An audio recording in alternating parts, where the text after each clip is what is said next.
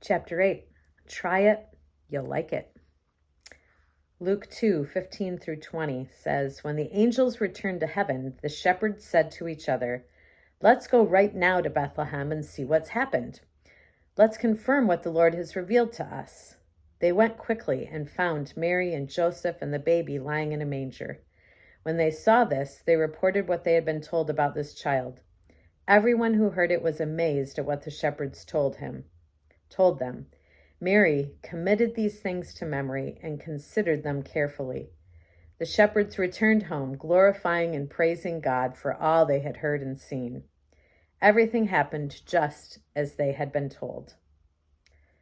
Luke 2:15 through 20. And Matthew 2:1 through 2 and 9 through 11.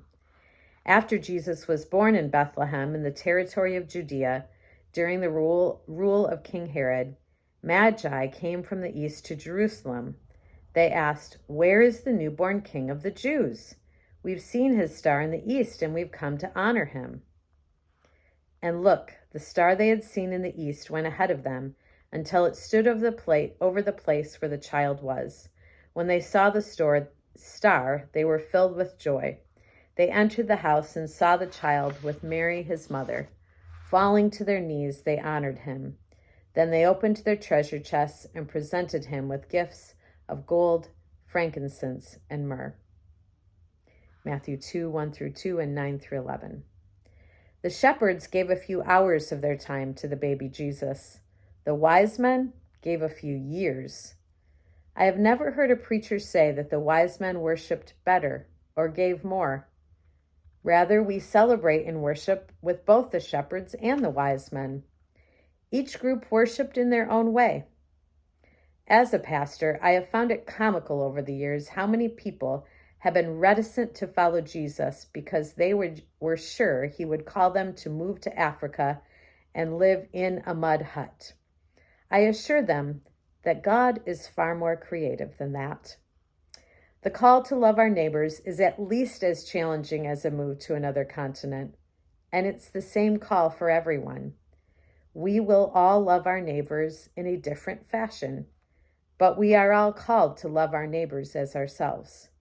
We may demonstrate love in different ways, according to different customs and promptings and traditions, but love is the unchangeable message of God. I cannot promise you that God will let you stay comfortable. Sometimes he will ask you to give an hour.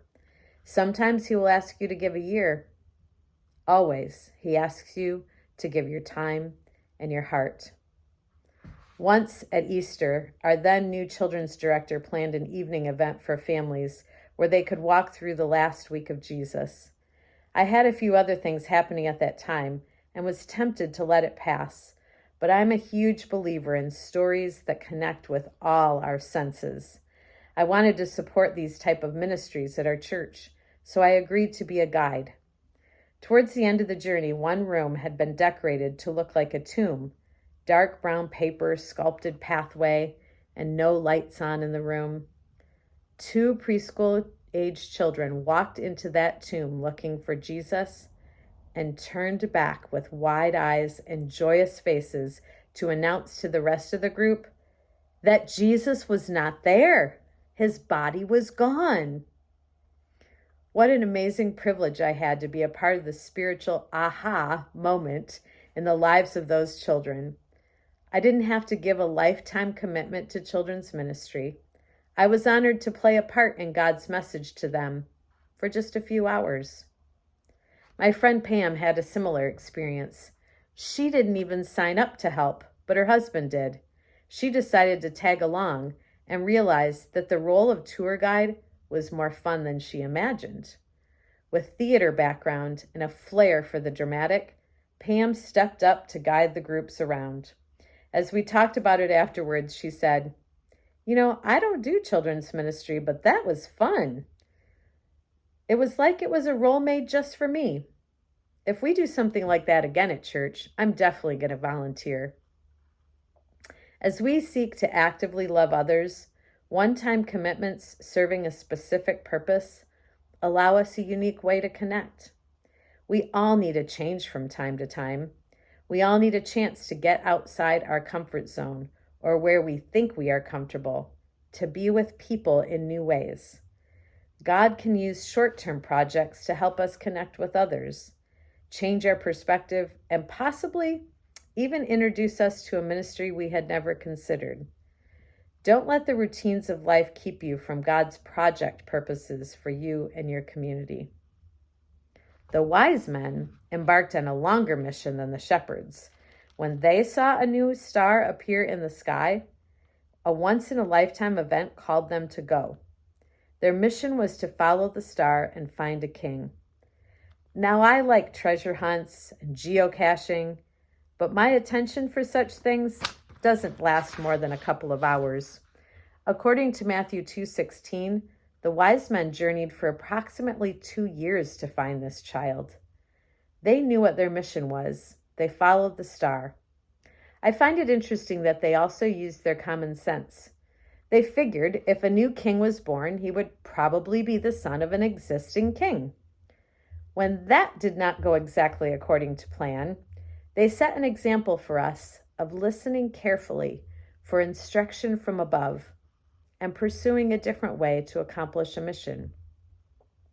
God calls us to specific ministries for short times and for longer times. He may call us on a mission far away from home for a time to love his people in a different place. What makes us successful is not the process or the result. It is simply pursuing obedience to the mission God has asked us to fulfill. It looks as different as each one of us. Joel and Jeanette and their family served a 2-year medical missionary term in Burundi. My friends Andy and Kay taught teen Sunday school for 7 years. My friend Corey is teaching English in Taiwan for a year after helping refugee students with their homework while he was in college. Each of them is pursuing a ministry of loving others in unique ways. They are giving their lives for short and long amounts of time to follow God, and they're finding new loving others adventures. Don't be afraid to follow the mission God has for you. My experience is that his plan leads to an abundant life and an expanding love, no matter what the particular mission may be. When God offers a new opportunity, don't be afraid to try it. When a pastor calls and asks if you would be willing to serve, give it a try. Opportunities to serve for a few hours and serve for a few years are all around you. Take a careful look at the time, skills, and interests you have. Then look around you at the ministries and people God has placed around you. Consider what you have and what others need, and where those two things might intersect. In the process, you may find a place to worship God and love others that is unique to you. 3 things. What short-term ministry have you participated in the past? What did you or someone else gain as a result? 2. How might James 4:13